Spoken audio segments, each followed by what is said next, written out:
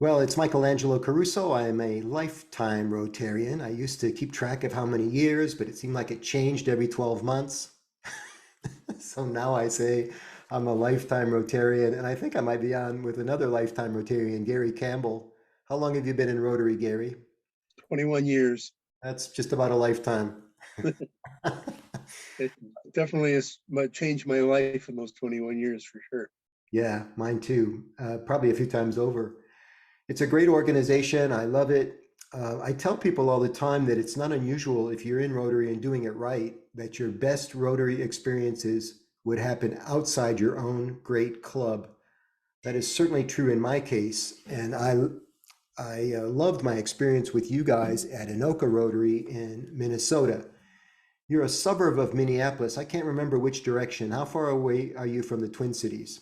We're about 20 miles northwest of the city of Minneapolis. Okay. So I flew into MSP the night before, and then we did this thing that I've been doing all over North America. Um, you guys were intrigued by the concept. It's a fundraiser event. But unlike other fundraisers where you might do, say, a car wash or a raffle or a silent auction or even a wine tasting, this one involved professional development. And what I liked about the formula when we first crafted it over here is that it gave clubs a chance to attract not only money, but members, M&Ms. So the template is set up to net $10,000 if you're able to follow the formula. And you guys hit really hard on the second M, which is members. And I got a nice thank you note from Sandy, your wife, who was also in Rotary, who said that you guys scored 3 new members within a certain period of time after this professional development. It happened to be a leadership event that day. It was a half-day thing, 3 hours. Was it 3 new members? Yes, three new members. So And how we were many? delighted with that. Yeah, I bet you are. A relatively small club. How many new members did you have all of last year? Maybe one, Yeah, and we got them in one day. right? And the magnetism here is not yours truly, just for those of you watching, it's the event that we put together for them. So this effective leadership program, think about this now, everybody, and Gary knew this, Sandy knew this in advance, that if we promote an effective leadership program, that it would certainly attract 30 somethings, 40 somethings, 50 somethings, people still in the workforce. It might also attract some retirees or people that are in leadership capacities in later stages of life, but it's specifically targeting that group of people. And I would say I don't want to lead you here, but what would you say the average age was in the room that day? Can you have a guess? Oh, I'd say it was probably in low 40s, maybe low to mid 40s. Which is a So bit, it was a good target group. yeah, and a bit lower than the average age of your Rotary Club, right? A lot lower. Yeah. So not only were they potential new members, but they were a sweet spot for potential new members for any organization that's trying to seed the next generation of leadership within a longstanding community club like Anoka Rotary. You pulled a special tactic out of your back pocket to make this happen. You did something with the chamber, and I want to learn more about this so that we can help others understand the value of these types of partnerships. And by the way, before we explain this, it is totally possible for a club to stage this event without a partnership like the chamber, sell 100 tickets, net $10,000, which include 5,000 in ticket sales or registration, $5,000 in sponsorships, and probably get a couple members. But Gary was very crafty about how he did it, and we're all going to find out at the same time how. What happened? Well, first of all, I think we decided we had needed to target an organization or someplace where there were people that we needed to get acquainted with, just to meet new people. Hmm? And we had been a member of the chamber for many years, but no one in our club ever went there. No one ever did anything with the chamber. We just decided, we looked at the list of companies and people in the chamber and decided that would probably be a really good target area to get acquainted with people. I mean, so many times I think with membership, you talk about membership and people think about their best friends or their neighbors or people they know, but they don't really ever think about all of the people out there they don't know. And so to find an organization, and it didn't necessarily have to be the chamber, but any organization where there's a group of people you don't know that you can make an introduction to. And I think with your program, it was really just the right time because people were really eager to have a professional, either to renew their skills, or for a lot of people either changing jobs or young people coming into the workforce, just to be able to learn skills that they would be able to use, you Yeah. know, as part of their career. I want to get back to the chamber connection in just a second, but I want to springboard for something you just said. So the magic of this program, although the title's pretty cool, I think it was effective leadership, getting people to do stuff. So we Correct. used what's called a two-part title. Effective leadership appeals to the left brain because it's like a white paper, logical title. Effective leadership. I mean, no more questions, right? Everybody knows what this Right. is about now. But the right side of the brain is attracted to that second part of the title, which is getting people to do stuff, right? It's a very informal approach to the same subject. You could go with Correct. effective leadership or getting people to do stuff, but we wanted people that were both left and brain dominant. So we went after both of them with a two-part title. But it wasn't the title that sold them. And it wasn't my name that sold them because I've never been to Anoka, which is a lovely place, by the way. What sold them were the bullet points, the information and the content that we promised them. And Sandy was very wise and obedient about sending out those bullet points. I think if I remember correctly at first, and she's like a lot of people in this way, you figure you just show a picture of the speaker and the title of the program and people are just going to climb over themselves to register. That's not how it works. They have to know what they're going to get out of it. This was a half-day program, 3 hours, and a significant investment. You charged, I think, $75. That's correct. Yeah, I recommend 50. 75 works too. You showed me 75 works very well. Right. We didn't quite sell out, but you had, I think, something like 80 registrations. Yeah, it might even been 90 or Okay, thereabouts. very good. Excellent. I So mean, so no, it was close. good. Yeah. So bravo. But my point is, anytime you're doing a fundraiser of any kind, you've got to be very specific what people are going to get because they're busy. And every day is another value proposition. It's another 3 value propositions. What are we going to do Tuesday night? This, or this. What are we going to do Monday morning? This, or this leadership program that's sponsored by Rotary. And you guys were able to pull it off. Back to the chamber. Did you have a pre-existing relationship with the chamber, or did you cold call them to pitch this opportunity? We did not have a pre-existing relationship. I went, they have some networking meetings. I think I went like a week or two before the event just because we had worked with the chamber to have it published in their newsletter and Right.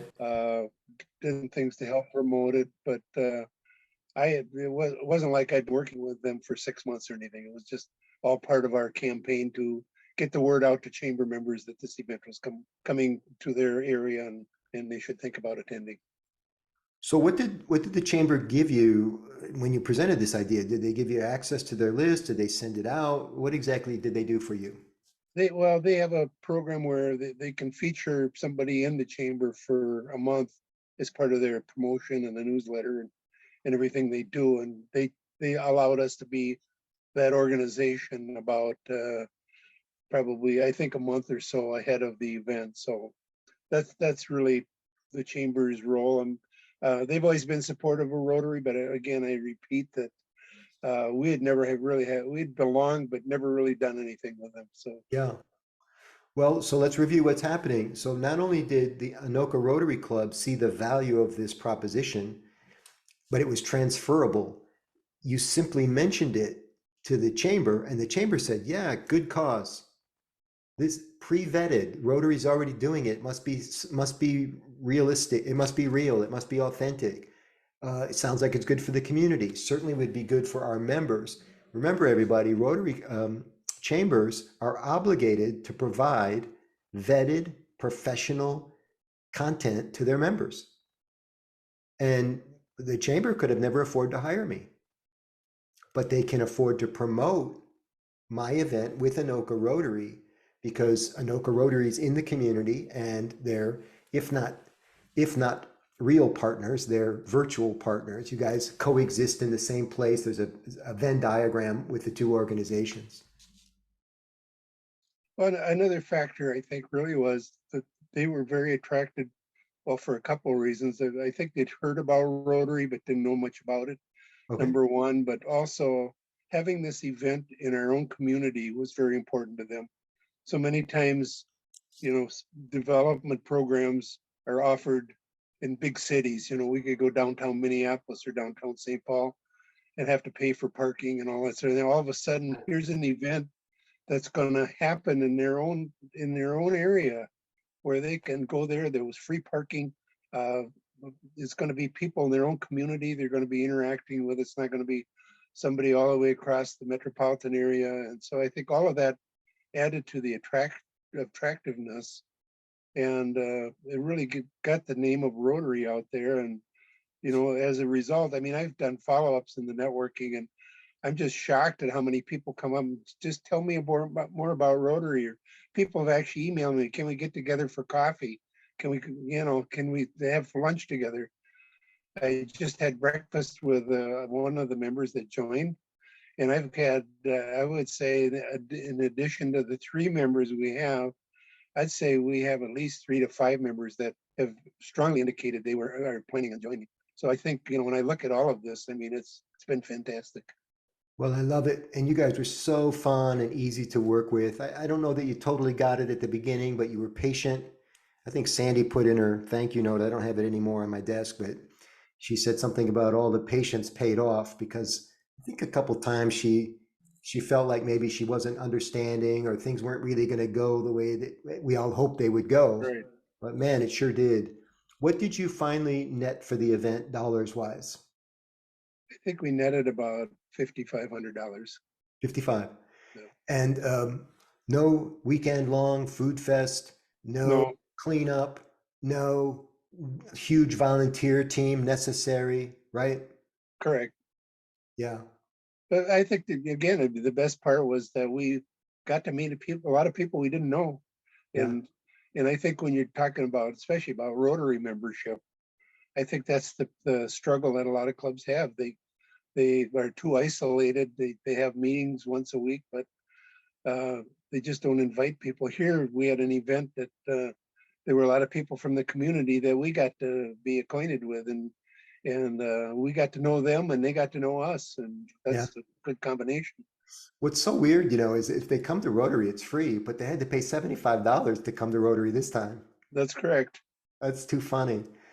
By the way, backstory, I don't charge for these events, which is one of the reasons why the Rotary clubs that sponsor this professional development fundraiser are able to make money. So we help do away with their 2 largest expenses, which is paying the speaker. Now you guys did pay for my travel expenses. I think I might have been there for 2 nights because of the flight schedule. The hotel room was $1.25 or whatever. And your venue, tell us about the venue and what you paid for it. Well, we didn't pay anything for the room. I mean, our president, Lynn Montgomery, I know you met her. That's one of the things she does professionally is negotiate with hotels, and because she does a lot of conferences and that sort of thing. So we didn't pay for the room or the audio or any of that sort of stuff. We basically paid for the food. Yeah. And I don't remember, it was probably $11 or $12 a person or somewhere in that neighborhood, which is Yep.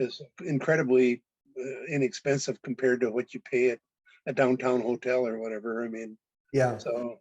And we do recommend when you do a half-day event that you have some hospitality for folks. There hasn't always been a meal, but you guys did it right. You had breakfast. It was a full Right. breakfast, and it was a special kind of egg. Was it eggs Benedict? And so is eggs Benedict. I mean, So just which see it. is And that was on the promo too. And I right. made a thing of that even because I never see eggs Benedict on Well, it's a step up. it is. Well, and I think it reflects on us that we're a professional organization. We understand that people don't come, and they don't come to events like this and expect to get, some sort of cheap food that we're going to get by with, That's right. because that's not who Rotary is. I mean, we're a professional organization, and I think highly thought of around the world, and just the food value, I think, reflects what kind of organization you're dealing with. Well put.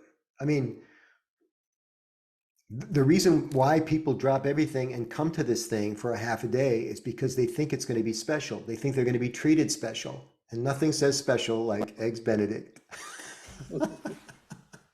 I love that. That made my day. And they were good too. It was good. Well, at least 3 new members, maybe as many as 6. Who knows what's going to happen over time? And you got access to 90 emails. Maybe you had a couple of them before, but in marketing, there's a term called remarketing. And you're now able to invite these people to wine tastings and fundraisers and your holiday club party, right? Right. And I always caution clubs not to send them crap, not to send them junk mail or spam or too often. Keep sending them value propositions. They already told you what kind of stuff they're interested in. Special value. And if you keep marketing to them like that, I think you'll even see more than 6 new members. That would be great. Yeah, and it's fun because, like I said, I got to meet a lot of new people, and I still attend the networking and mixer things that the chamber does. And now I feel comfortable going there because I know a lot of these people, Yeah, and I nice. continue to invite them to our meeting. I could say you can come for free. And we're also doing this, I think we talked about this when you were here, that we're doing the merchant minute. We're actually inviting a merchant once a week we give them 5 minutes to just come and talk about who they are, how things, different things in the community affected their business. And all of a sudden they get to come to a Rotary meeting. We have a good speaker. They get to meet a lot of people. A lot of times they are surprised that they know a lot of people in the club, Yeah. and they feel very comfortable. So that all of that has been really a result of this event, our ability to meet new people face to face, not on a Zoom meeting or on an email or something. I mean, and it's incredible to have people again that you've actually met and talked to and got to know. So, and I think that's really the secret to, well, I think it's the secret to business success, but it's also secret to finding new Rotary members. Yeah, well said. A few seconds ago, you said that you felt more comfortable with the chamber, and you felt like you felt more welcome there, and that maybe this is the snowball rolling down the hill in terms of a better relationship with them, a more nutritious relationship with them. I would suggest that the door swings both ways. They probably feel better about Rotary now because all of their members went back and said this was a great event. Right. It even got them thinking about doing, upping their game when it comes to the instructional programs that they host. Who knows? No, Well, I I am think just that's so great. pleased, and perhaps my favorite part of the whole thing. I love raising money for Rotary, and I love helping clubs get new members and finding a new way to market themselves. But I also really enjoyed getting to spend time with you and Sandy. You were such good hosts. We shared a couple meals together and shared some drive time. And I'll never forget how kind you guys were to me. I so appreciate it. Well, we loved having you, and you're always welcome to come back. Thank you so much. And let's do it. I don't tell many people this because there's so much good work to do, with fresh clubs. Right. But the Club of Pigeon, Michigan, just like the bird, Pigeon, has had me back twice. Um, uh, and the second one was delayed because of the pandemic, but that's okay. And and they just felt like it was time that they could get a double shot, and it Right. worked the second time too because we changed the topic, and it was enough a few years on where nobody remembered the Sure. first time or whatever. So who knows? We might work together in this exact capacity. We might do other things together, but I just love you guys, and I appreciate you, and I love all the things that you do for the greatest service organization in the world. All of you listening and watching, you can find Anoka Rotary on their Facebook page. And you can also find Gary Campbell, Campbell, and Sandy Campbell in Minnesota. And they're terrific people and great role models for Rotary. Gary, thanks for doing this call with me today. Well, thanks for having me, and thanks for coming and sharing your knowledge with our people here in the Anoka area. My pleasure. For those of you that want to do a program like this, I'm going to give you a way that you can get on my calendar. We can jump on a Zoom call just like this and talk about what's possible for your club. And all you need to do is go to www.michaelangelo Caruso, that's Michael, Angelo Caruso, CARUSO.com/talk, TALK. That's my calendar link. Just pick a good time for us to get together. I'll explain the program to you. And absent of that, you can just search Angelo Caruso Fundraiser on my YouTube channel, and you'll find videos like this with success stories talking to happy people like Gary Campbell. Thank you, Gary. My pleasure.